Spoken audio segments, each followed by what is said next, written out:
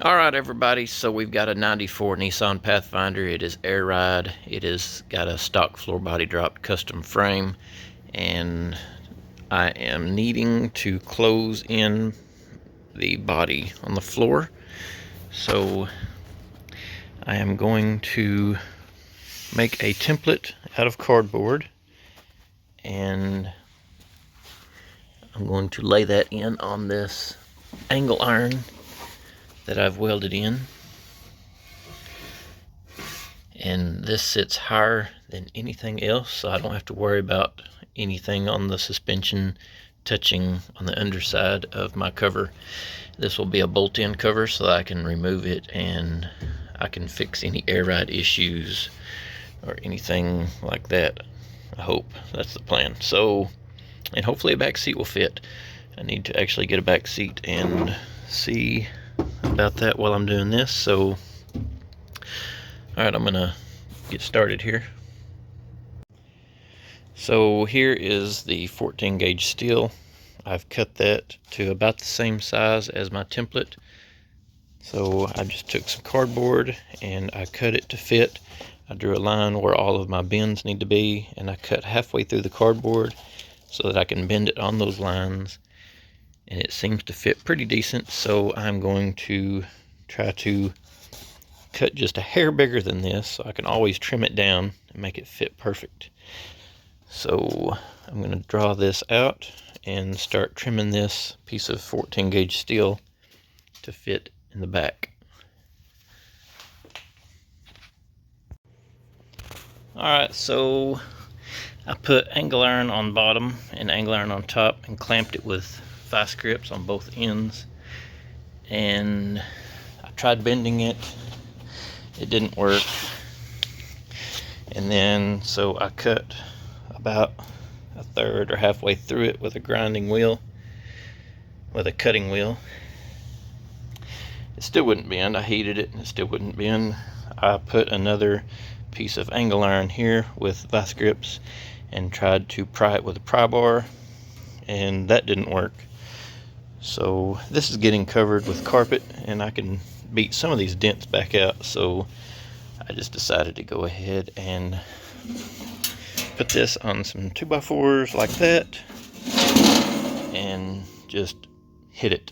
So I beat it down, and now all I got to do is take a piece of cardboard and get the angle that I need for this side and see if I've got the angle. If not, then I can do it some more. So that is how I did that, and I can go back and weld this if I need to, but it's probably not even going to need it, honestly. Alright, so I had to fit it about 5 different times to get it all trimmed up. So I'm going to call it a night, and then tomorrow whenever I come back out, I'm probably going to end up welding a piece of flat steel right here at that same angle, so that I know I can seal that off, because I accidentally cut a little bit too much. But at the same time, I wasn't going to be able to put a bolt right there because that is flat and this is angle, so I was going to have a hard time putting a bolt right there anyway. So I'm just going to put a flat plate right here at that angle all the way across this back piece, and then front, I've got it trimmed where it lines up with that bar, and I may end up having to put a bar or a flat plate, all the way across to seal that edge there. I really don't want water or wind noise to come through this at all. So I'll probably just go ahead and do that. It'll make it stronger anyway. This is just angle iron on this side. I'm gonna go ahead and show you that I built this cardboard right here that allowed me to get my bends, my angles really close before I was to even try to fit it in the Pathfinder. I forgot to show you guys that, so that's what I did there. Alright, catch you later. Alright, so I got in here and I have been working on fitting this a little bit better today. So this is all going to get carpeted, and this as well will be carpeted. And I don't want any issues with fitment with the carpet. So what I've done, anything that is very close, I just circle around and then put an arrow so I know I can grind a little bit off right here, 1/8 of an inch or so. And I did one here, and on this side as well. I just put an arrow right there. Just kind of stuff that I know what it means. And then I've ended up, I marked right here because now I have a plate welded here. So I've drawn a line across, and I know that is where my plate on the underside will be, front and back. I did the same thing. And I took some 3/4 square, not square, 3/4 angle. I took my 3/4 angle and I laid it up on here and I drew my line. So what I'm going to attempt to do, I'm going to take these 1/4-20 weld nuts, and I am going to attempt to weld that nut on the side of this frame that I've got built underneath this panel. And I'm going to attempt to put it in the exact spot where I drill a hole. This top one, if I put a bolt in it, it probably needs to be put in first so that it'll pull it down. So all of this will be where it needs to be, and then I can drill these holes. These might need to be a little bit larger than they actually need to be, so that I can move it around a little bit for fitment on this cover. I'll pull this out and I'll show you what I'm talking about.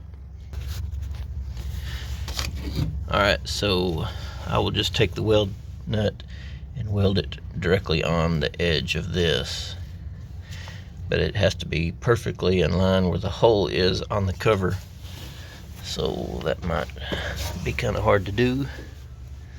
And then I can put a seal on this edge right here, and I won't have to worry about the bolt going through the seal. The seal will be fully intact without a hole in it. That's the plan there. And then this, after I get the bolts in the top, I'll probably put one right here, about 1 inch, 1.5 inches away from that bend on both sides. So I'll put basically a bolt roughly here, and then roughly here, and then roughly here, and the other side the same way. And then I can just put a few along here. And I've built this wide enough to where I can put a seal right here and then put a bolt right here, I believe. Weld nut should fit on the back side. I'm feeling of it. It should fit. So this side won't be a big deal. I used the angle iron instead of the square tubing like I've used here. So it should work, and I still need to fit a back seat and make sure it's going to work. So I'll get back with you. Alright, so I decided to use some masking tape and a 1.5 inch piece of square tubing. And what I've done is I came to the edge here and put my tubing, made a mark. So I've done that on both sides, front and back, both sides. So once I got my lines put on, I took my 3/4 angle iron and I put it on here, and I made my line that I needed on that, so I know where the underside needs to be. And then I took my weld nut and I put it up on that line and on that line, and I decided to, this is 1.5, so I decided to just come over here because that was going to be about 6 inches over to this one. So now it's a little bit less than 6 inches, and I can just use the 2 bolts and call that good, I think. So what I'm going to do is, this is 1/4 I'm probably going to drill this out to maybe not 3/8, maybe not 3/8, but a little bit bigger than 1/4, because I want to be able to move this around and have the ability to put all these in.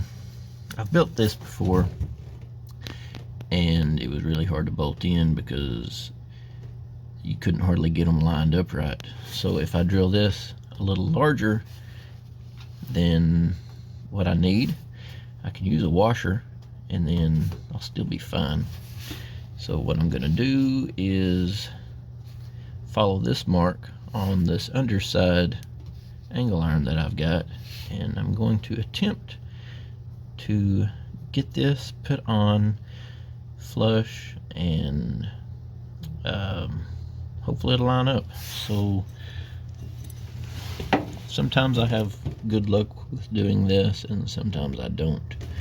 I'm gonna actually see, I'll have to redo my marks if I do, but I'm gonna see if I've got a bigger tab than that, because that actually would be stronger. So I'll cut you back on in a second. What I'm gonna do is just put 4 bolts, 1, 2, 3, 4. So I measured 3 inches out here, and then about 12 inches, and then about 12 inches, another 12 inches, and then another 3 right here. And I'm just gonna roll with that. Normally I overdo bolts and I put way too many, and this will have a seal and carpet, so it shouldn't rattle. And on the front, what we will do is basically the same thing. I'll put a bolt here, even though that's a good long run. I'm tempted to put a bolt right here, but I really I want to leave the bolts to a minimum. The more bolts you have back here, the more things cause it not to line up, and it's a huge issue. I ended up using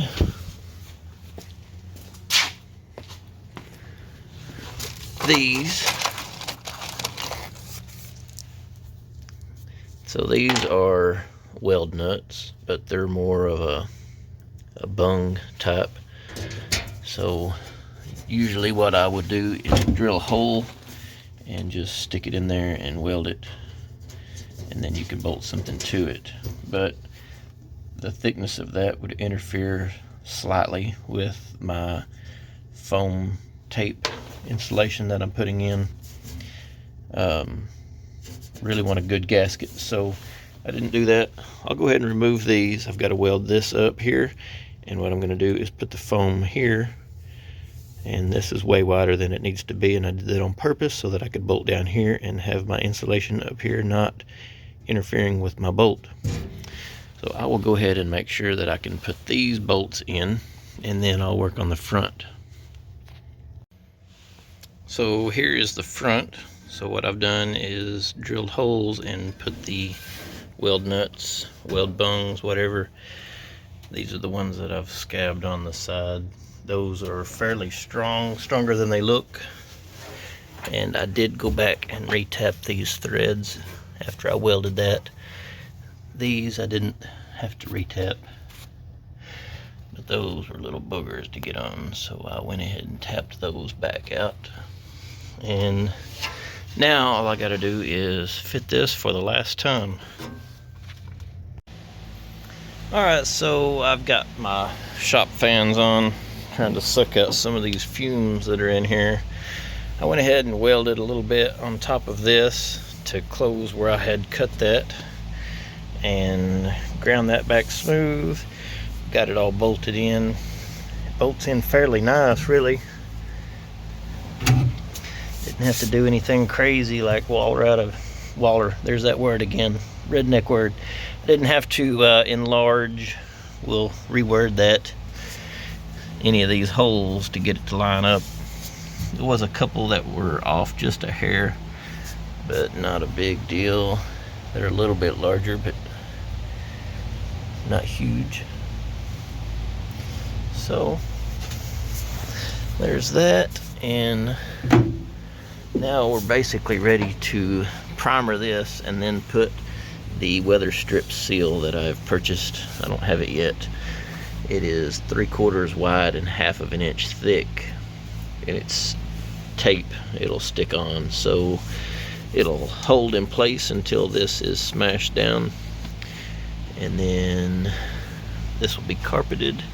So I'm probably going to put, I'm gonna spray this with a